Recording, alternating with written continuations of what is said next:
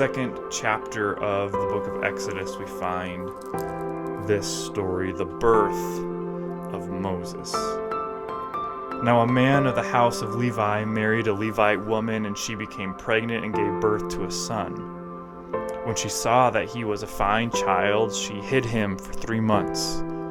But when she could hide him no longer, she got a papyrus basket for him and coated it with tar and pitch. Then she placed the child in it and put it among the reeds along the bank of the Nile. Her sister stood at a distance to see what would happen to him. Then Pharaoh's daughter went down to the Nile to bathe, and her attendants were walking along the riverbank. She saw the basket among the reeds and sent her slave girl to go get it.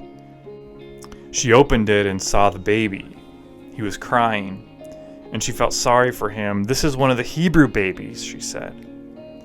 Then his sister asked Pharaoh's daughter, "Should I go and get one of the Hebrew women to nurse the baby for you?" "Yes, go," she answered. And the girl went and got the baby's mother. Pharaoh's daughter said to her, "Take this baby and nurse him for me, and I will pay you." So the woman took the baby and nursed him. When the child grew older, she took him to Pharaoh's daughter, and he became her son. She named him Moses, saying, "I drew him out of water." So there's these two people in the opening pages of the book of Exodus, Amram and Yochebed. And they welcome a baby boy into an impossible situation. They welcome a baby boy into darkness, into chaos, into pain, into fear, into slavery. This baby boy is born in Egypt, the superpower of the day, into the rule of a man named Pharaoh, who's this tyrant, dictator, slave master of a leader.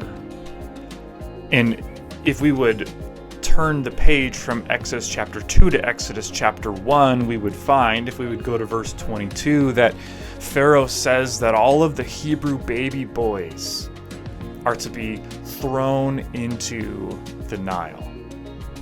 And this is a way for him just to say, "I'm going to destroy everyone who could possibly one day stand against me." And so Yochebed gives birth to Moses and hides him for 3 months. For 12 weeks, Yochebed keeps this secret from the superpower of Egypt. And I don't know what kind of secrets you've kept in your life. I don't know what you've tried to hide. I can imagine you've probably at times in your life hidden food that you got at the grocery store that you didn't want other people to find. I grew up in a family with 6 kids, and so if I had something that I didn't want somebody else to get, I would try to hide that. Or if you tried to hide a birthday present or Christmas present, or you're trying to throw someone a surprise party, like there is work, there is stress involved in keeping some news from someone else. But just imagine the stress in Yochebed's body as she tried to hide this baby from the superpower of Egypt and from Pharaoh. Because she knew the declaration, she knew the decree, she knew that Pharaoh would try to kill this precious child. And there comes a point when Yochebed can no longer hide Moses from this superpower and from Pharaoh. And so she follows the decree of Pharaoh. She places him in the Nile. She places Moses in this basket in the Nile River, just as Pharaoh had told her. This is part of the irony that we see in the book of Exodus. It shows up over and over and over again that Pharaoh says all the baby boys must be thrown in the Nile. And that's exactly what Yochebed does. But Pharaoh's daughter is the one who finds Moses. And we see Miriam, Moses' sister, she's kind of off in the distance, and Moses' sister has a conversation with Pharaoh's daughter, and Pharaoh's daughter asks if she could get one of the Hebrew women to nurse Moses. And so Miriam runs and she gets her mom. And Yochebed actually gets paid by the superpower of Egypt to do what God has enabled her body to do, to give nutrients and life to this baby boy. And this is such a powerful story, such a powerful moment, not just in the family of Amram and Yochebed and Miriam and Moses, but for the people of God, for the people of Israel living in this chaos, in this darkness, in this slavery. And it's interesting, we can only place whatever is most precious to us in the Nile. If we know that even the Nile bows to Yahweh, this was a dangerous thing for Yochebed to do. But she's out of options. There's nothing left on her list that she can do to save her baby boy, and so she places him in this basket in the Nile. And I just know that it's true that in our life we are going to be in a situation, in a time, in a context when we're not going to be able to control the outcome. We're going to feel powerless, and we're going to feel helpless, and we're going to be tempted to bow down to the power of the Nile, to allow the Nile River to determine and to inform and to direct our actions, our decisions, our words, our perspectives, our values. But there's another way for us to live.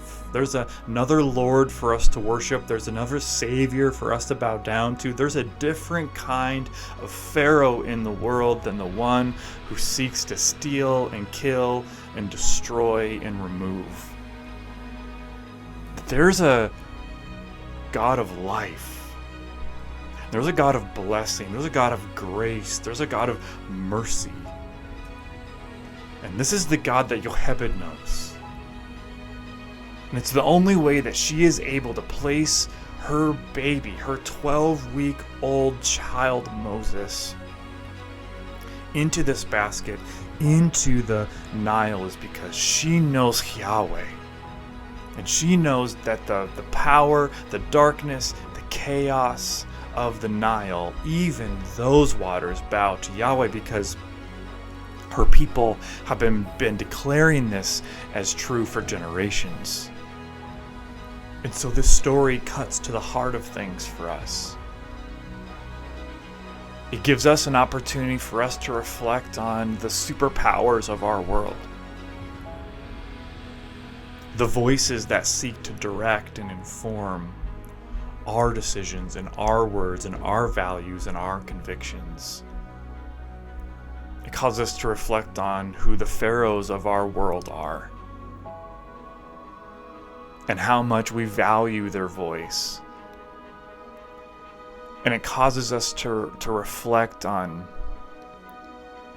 the fear that is a very real part of our existence, and the trust that is necessary for living the way of Jesus. And the moment we will all be in where we will have to place that which is most precious in our hands into the hand of God. And it's in that moment where honest worship rises to the surface. It did so for Yochebed. In this moment, who she worshipped, who she served, who had given her life, was given an opportunity to be clearly seen. And she places her baby boy in the Nile because she knows that the Nile has only come to be through the voice of Yahweh. And Yahweh gives and Yahweh takes away, and the Nile does indeed bow to that voice. And there's a story later in the scriptures in the New Testament where Jesus shuts the mouth and silences the voice of the raging waters, and the disciples are amazed. And so I wonder this morning, as you reflect on these words, I wonder, will you have a heart like Yochebed? Will you be willing to place that which is most precious to you into the hands of the one who is doing more than you can know, more than you can see, more than you can imagine? This God who will again not just draw Moses out of the water, but he will draw a people out of not just the water, but out of the grave. And he will take them not into just a promised land, but into a promised kingdom. Grace and peace.